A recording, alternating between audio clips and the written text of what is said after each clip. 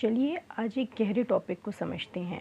हमारे साथ जो हो रहा है बुरा या अच्छा, आज बुरे को लेते हैं क्योंकि आजकल मसले बहुत चल रहे हैं सबकी ज़िंदगी में।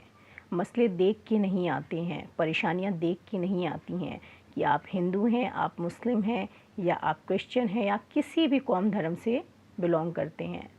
जब दिक्कतें आती हैं तो सब पर आती हैं क्योंकि वो धर्म से बंधी नहीं हैं, वो आपकी रूह, आपकी आत्मा, आपकी सोल से बंधी हैं। जो कर्म बंधन है वो सोल का है, वो आत्मा का है, जो रूह का है। कर्म बंधन मतलब अमाल नामा। तो ये जो अमाल नामा है वो रूह का है, वो धर्मों का नहीं है। चलिए आज थोड़ा सा एक हो कर के देखते हैं, क्योंकि वो जो एक है ना, उसको एकता पसंद है। हम लोग बहुत अलग हो गए हैं। कितना बिखरोगे टुकड़ों में। जो झाड़ू होती है ना, अगर उसकी सारी तीलियां बिखर जाए ना तो वो कचरा बन जाती है, और अगर उसको लपेट दिया जाए ना तो वो कचरा साफ़ करने का काम करती है। तो चलो आज अपने अंदर रखे हुए कचरे को साफ़ करते हैं। देखते हैं हमारी आदत पड़ी हुई थी कि हमेशा हम सामने उंगली उठाते थे, तुमने किया, तुमने किया, तुमने किया। हम खुद एक्सेप्ट नहीं करते थे। चलो ये तक तो ठीक था जब तक ये बात दो इंसानों के बीच में थी। दिक्कत तो तब आ गई, अब तो हम ये कहते हैं उसने मेरे साथ ऐसा क्यों किया, वो ऐसा क्यों करता है। कहते हैं ना, कोई चीज़ समझ में नहीं आई तो मसलहत कह दी। क्या वो मसलहत थी या हमारे ही क्रिएट किया हुआ कोई मसला था।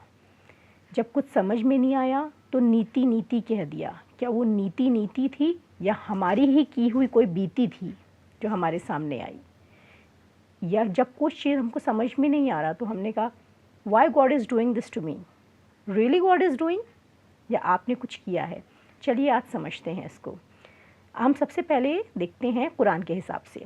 कुरान में सूरा अशरा जो है उसमें आयत 42-30 में लिखा गया है, जो कुछ तुम पर मुश्किलात आए वो तुमने अपने हाथों से ही किया हुआ है। मतलब आप समझ रहे हैं, हम कहते हैं ना, कोई दिक्कत जब आती है तो हम कहते हैं अल्लाह ताला हमारे साथ ऐसा क्यों हो रहा है, हमारा इम्तिहान ले रहे हैं, ये ऊपर वाले की मसलहत है।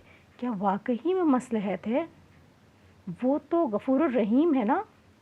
वो कैसे किसी के साथ नाइंसाफ़ी कर सकते हैं कि किसी की ज़िंदगी में दुख है, किसी की ज़िंदगी में सुख है। ऐसा तो नहीं कर सकते हैं ना वो। तो इसमें क्लियर किया गया उस बात को कि तुम पर जो मुसीबतें वाक़ई हो रही हैं वो तुम ही ने अपने हाथों से आगे भेजा हुआ है। रुको ज़रा आगे देखते हैं। गीता में जब आप अध्याय 2 श्लोक 14 में जाएंगी तो वो भी आपके कर्म की गुहे गति को बताता है। एक सेकेंड, एक जगह और देखते हैं। गलेशियंस 6, 7 और 8 बाइबल में जब आप जाएंगी तो वो भी आपके कर्म की गुहे गति को बताता है। क्या वाकई में कहीं ऐसा तो नहीं है कि हम अपने कर्मों के जो नतीजे आ रहे हैं, कर्म मतलब अपनी रूह से जो हमने क्रिएट किया है, उसके नतीजे जो आ रहे हैं वो हम उनके ऊपर ब्लेम कर रहे हैं। देखिए, कई बार प्रेजेंट टाइम में हमने कुछ नहीं किया हुआ होता है, तो जब हमने प्रेजेंट टाइम में कुछ नहीं किया हुआ है तो हमारे सामने कोई फिज़िकल इंसान प्रेजेंट नहीं है कि जिसके ऊपर हम उंगली उठा सकें कि ये तुम्हारी वजह से हो रहा है। प्रेजेंट टाइम में हमें कुछ नहीं दिख रहा है, मगर कुछ तो पास्ट में किया हुआ है जो इस आत्मा, सोल और रूह में रिकॉर्ड है। तो वो जब खुला तो अब हम उसका ब्लेम किस पे डालें, क्योंकि आदत तो हमारी ये है ना, तो हमने उठा के ब्लेम उन पे डाल दिया। ये मसलहत है, ये नीति है, ये वो कर रहे हैं। बिल्कुल नहीं।